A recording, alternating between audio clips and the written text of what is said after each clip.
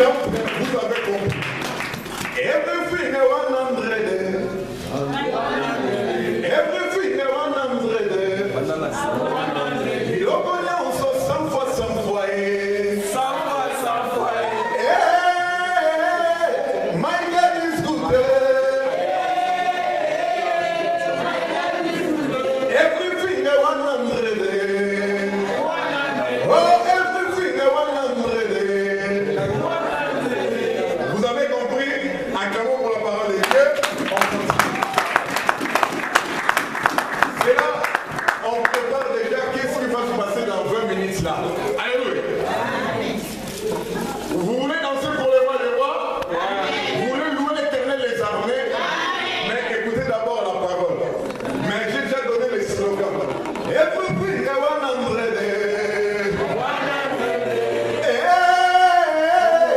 My God is good.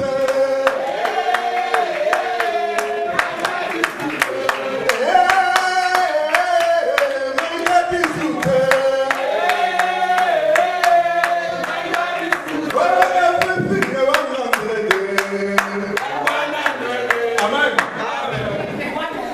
Dans 20 minutes. Amen. Écoutez d'abord la parole, vous allez comprendre. Moi je vous dis, c'est ce qui va se passer à Kinshasa. Ici, si vous êtes des civilisés, à Kinshasa, il n'y a pas de civilisés. Je vois déjà qu'est-ce qui va se passer dans la commune de Kassavoulou. On va bouger la commune de Kassavoulou. Amen. C'est un jeune pasteur qui m'a invité. Amen. Alors, bien aimé dans le Seigneur, retournons maintenant à ce qui nous concerne maintenant. Jaïris, l'homme que Dieu a éclairé, va chercher Jésus. Ma soeur, mon frère, vous avez une maladie en vous, pas une maladie physique. Peut-être ça pourrait être une maladie spirituelle, ça pourrait être une séquence qui vous tourmente dans votre vie. C'est quoi votre réflexe? Vous cherchez Nathalie pour expliquer votre problème chez elle. Faut pas le faire. Vous cherchez Bertrand pour qu'il puisse vous aider. Vous serez décisif. Amen. Si vous avez un problème qui vous tourmente, bien aimé dans le Seigneur, le premier réflexe, c'est appeler au secours. Qui? Jésus. Jaïris. Homme distingué. Jaïris, responsable de la synagogue. Or, les scribes, les sadducéens, les juifs, les pharisiens étaient contre Jésus-Christ. Alléluia. Amen. Mais Jaïris travaillait avec ces hommes-là. Quelqu'un me comprend? Mais il va prendre la décision. S'il faut que je sois viré de ces postes que vous m'avez donnés, moi je ne ferai pas comme Nicodème. Nicodème va chercher Jésus en cachette pendant la nuit. Mais moi, j'irai dans la journée, face à face avec Jésus, lui parler de ce qui me tourmente. Est-ce que quelqu'un me comprend? Amen. La décision dans la vie, c'est très important. Amen. Vous voulez un miracle? Vous voulez faire une prière instance? Mais avant cette prière, Dieu ne vous dit pas qu'il faut prendre une décision importante. Jaïris a commencé d'abord par prendre une décision. Donc c'est-à-dire, lui qui était chef de la synagogue, lui qui avait l'autorité entre les pharisiens, les sadducéens, les juifs, les scribes, les hommes qui pouvaient Jésus-Christ face à face, mais or lui aussi faisait partie de ces groupes-là. Mais un jour, quand il y aura un événement malheureux dans sa famille, Jaïris va mettre ses titres à côté. Jaïris va mettre ses amis religieux à côté. Amen. J'ai dit à quelqu'un, la religion ne sauve pas. Hein? Jaïris faisait partie d'un groupe de religieux, mais la religion ne sauve pas. C'est Jésus-Christ qui sauve. Il va abandonner la religion judaïque pour se diriger vers Jésus-Christ. Et, gloire à Dieu, il va croiser Jésus. Amen. Il va expliquer son problème à Jésus. Est-ce que Jésus-Christ a boudé? Bien, Jésus-Christ ne boude de personne. Vous savez qu'est-ce qui se passe? C'est souvent nous, Zorobabel dit tournons les dos à Jésus. Jésus-Christ ne tourne pas les dos. Le problème, quand il n'y a pas l'exaucement de la prière, bien mais toute prière n'est pas censée être exaucée. Je ne blasphème pas. Jésus-Christ a prié dans les jardins de Gethsemane, mais la prière de Jésus-Christ n'était pas exaucée. Quelqu'un me comprend? Alors si vous priez et que votre prière n'est pas exaucée, cela ne veut pas dire que Dieu vous a tourné les dos. Quelqu'un me comprend? Mais il sait que ce n'est pas le moment, ce n'est pas le meilleur moment pour qu'il puisse vous exaucer. Alléluia. Amen. Bien, Seigneur, vous avez prié, vous avez demandé à Dieu, vous vous posez des questions, est-ce que Dieu m'a abandonné? Il t'a dit, je ne t'abandonnerai jamais. Amen. Le problème, si tu t'approches vers moi, moi aussi, je m'approcherai vers toi. Vous avez le PC ici. S'il n'y a pas l'internet, est-ce que vous aurez la connexion? Vous pouvez avoir le PC le plus cher. Ça s'appelle quoi? MacBook. MacBook d'Apple. Hein? Mais s'il n'y a pas la connexion, vous n'aurez rien. Bienvenue dans le Seigneur. Si vous manquez la connexion c'est s'approcher de Jésus et Jésus-Christ va s'approcher de vous et vous vous êtes connecté et du coup vous avez internet. Je vous parle en langage informatique parce que vous êtes branchés. Je vous vois, je vous surveille. Même à minuit, je vois ceux qui sont connectés. Ça c'est un truc que vous ne pouvez pas vous cacher. Hein? Il suffit simplement que je passe comme ça. Je vois tous ceux qui sont pilotés vers. Vous êtes connectés. Tu peux te cacher. Vous pouvez le cacher, mais quand vous voyez un truc, vous envoyez, et je saurai directement que vous êtes connecté. Ce n'est pas mauvais, mais j'ai dit à quelqu'un, c'est mieux d'être connecté avec Jésus-Christ. Amen. C'est la vraie connexion. Bien, mais Jairus a obtenu ce qu'il avait besoin. Les passés. Mais pendant que Jésus-Christ s'est dirigé dans la maison de qui?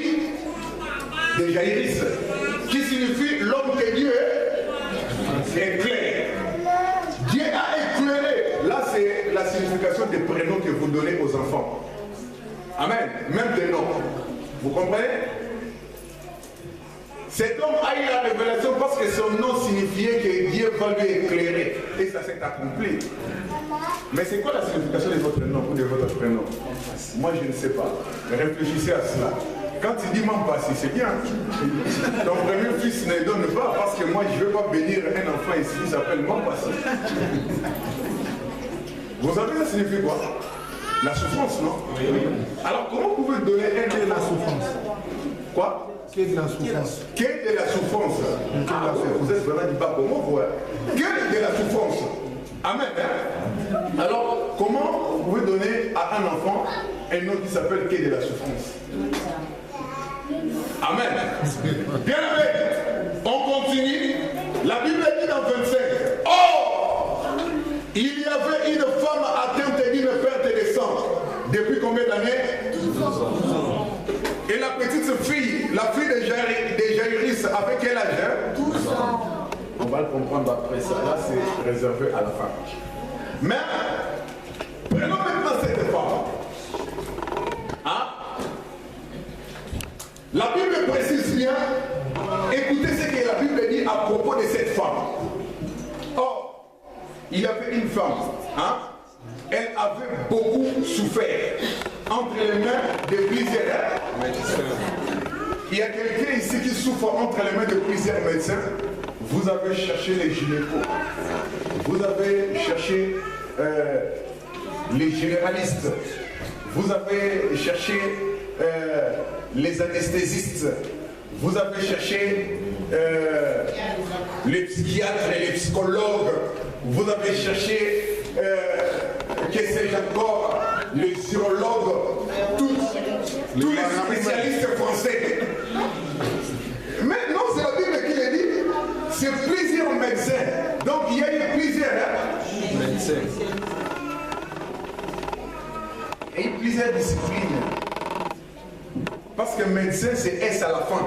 Donc c'est-à-dire cette femme n'a pas seulement cherché un gynéco, mais a cherché aussi d'autres disciplines de la concernant sa maladie.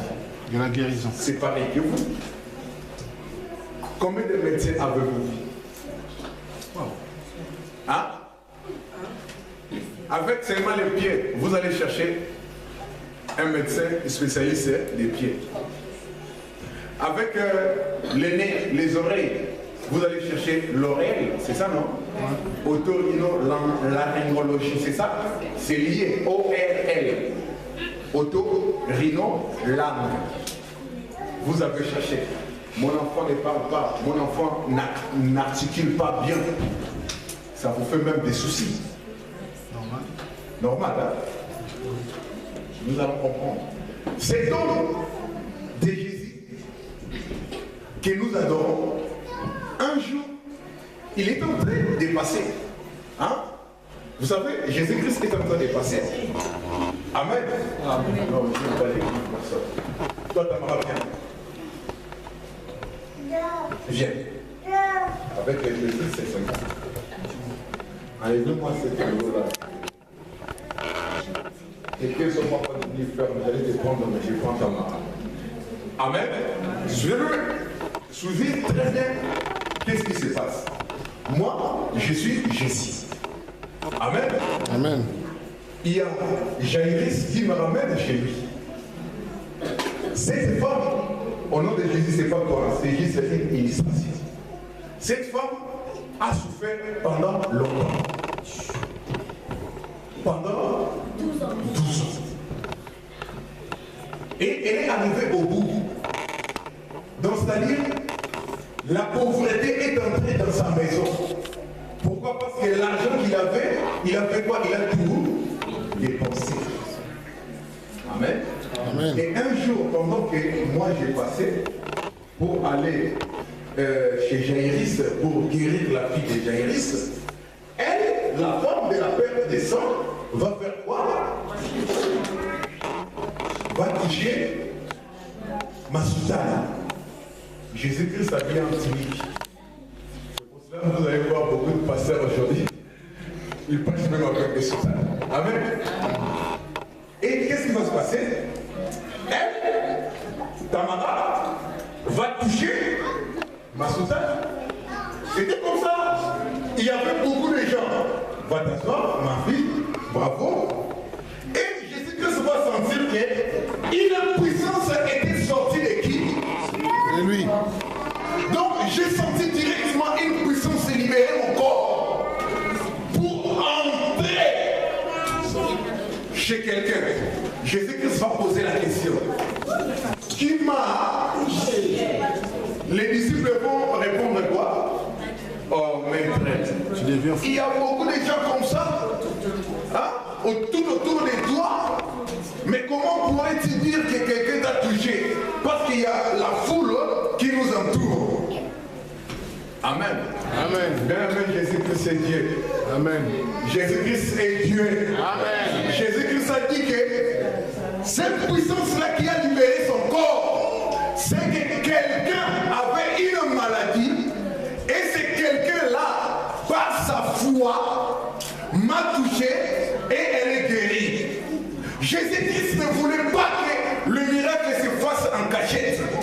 Mais or, cette femme, pour elle, comme elle était guérie, ça soit en cachette. Vous savez pourquoi? Parce que c'était une maladie de la honte. Elle était interdite même d'entrer dans la synagogue.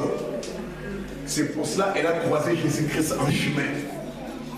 Parce que la loi mosaïque interdisait les femmes pendant cette période-là d'entrer dans les pour aller prier. C'est une pénition, hein? Alléluia. Amen. Donc si vous avez un problème, vous allez rester à la maison. Il vous est interdit d'entrer dans la synagogue. Mais cette femme-là va croiser Jésus-Christ et il va toucher. Une puissance va se dégager de Jésus pour entrer chez la femme et la femme est guérie. Amen. Bien aimé, j'ai dit à quelqu'un, si vous êtes prêché par un prédicateur impudique, par un prédicateur qui n'a pas le Saint-Esprit, vous n'aurez rien. Est-ce que quelqu'un me comprend? L'onction est transférable. Vous comprenez? Amen. L'onction est transférable. Si vous êtes dirigé par un rebelle, vous aurez l'onction de la rébellion. Hein? Et vous qui êtes pressés qu'on impose vos enfants les mains, les enfants vont hériter de l'onction de la rébellion. Amen. Pourquoi? Parce que ce pasteur-là, c'est un rebelle. Il est sorti de lui-même. On ne lui a pas envoyé. Amen. Est-ce que quelqu'un me comprend? Amen. Il est venu faire ce travail pour récupérer vos dîmes. C'est pour cela, nous ici, dîmes, c'est pour la construction de l'église. Est-ce que quelqu'un me comprend? Amen. Nous ne sommes pas dans la maison de l'Éternel pour manger l'argent des enfants de Dieu, mais pour que cet argent-là puisse servir de grandes missions évangéliques en Europe et en Afrique et partout dans le monde. Amen. Parce que l'ordre nous a été donné, allez de par le monde et faites de toutes les nations sont plurielles. Non, faites de toutes les Congolais. Non, c'est faites de toutes les nations les disciples. Alléluia. Amen. Bien-aimés dans le Seigneur, vous, quand vous venez à l'église, quel est votre état spirituel? Alléluia. Amen. Vous êtes frappé par la maladie, vous êtes frappé par la malédiction, vous êtes frappé par la pauvreté. Mais quand vous entrez ici, c'est quoi votre état? Parce que par la pauvreté, il n'y a pas de miracle à faire. Je vous dis tout simplement, si vous voulez bannir cela, il faut donner à Dieu. Et votre richesse et votre source sera protégée. Et par la malédiction, même si c'est entré par vous-même, même si c'est entré par les ancêtres ou par les parents, bien aimé, aujourd'hui nous cherchons quelqu'un qui va toucher la soutane de Jésus-Christ. Amen.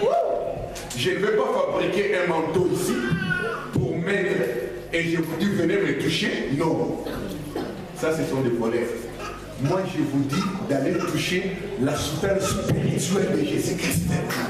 Et dès que vous allez le toucher, l'hémorragie va s'arrêter au nom de Jésus-Christ. Amen. Alléluia. Bien aimé dans le Seigneur, maintenant nous entrons dans notre état. Hein? Par le passé, l'hémorragie de cette femme pendant 12 ans s'est arrêtée. Alléluia. Amen. Mais aujourd'hui, hein? Today. Aujourd'hui, hein? Que voulez-vous que Dieu puisse faire pour vous? La guérison. La guérison. Est-ce que vous avez pris une décision en vous? Cette femme-là s'est décidée en elle. Cette femme-là a dit, j'irai vers cet homme. Dès que je lui toucherai, ma maladie va s'arrêter. Mais vous, quand vous venez ici, vous êtes déjà un défaitiste. Vous savez, c'est quoi? Quelqu'un déjà qui subit. Hein? Donc, c'est-à-dire, venir à l'église, c'est comme une simple formalité. Mais j'ai dit à quelqu'un, venir à l'église, ce n'est pas pour remplir des formalités. Hein? Venir à l'église, c'est venir rencontrer les sauveurs du monde. Le guérisseur de tous les guérisseurs, le médecin de tous les médecins. Bien aimé, il est rare de voir d'autres religions. Hein? Les jours de leur vie, rester dans leur maison, les mains croisées devant YouTube ou Hollywood. Bien aimé dans le Seigneur, dans certaines maisons des Juifs, les samedis, même la télé n'est pas allumée. Est-ce que vous le savez? Ouais. Les musulmans, l'autre religion monothéiste, ferment les magasins pour aller où? Dans les mosquées. Mais nous, les dimanches aujourd'hui, même certains frères, je ne les critique pas, je les aime. Quand on va sortir d'ici pour récupérer notre train à Jévusi, on va les voir dans des coins, des tabacs, des salons de coiffure en train de parler. Bien aimé, ils ne savent pas que leur souffle, il y a un propriétaire. Amen. Hein? Le souffle que nous avons en nous, il y a un propriétaire.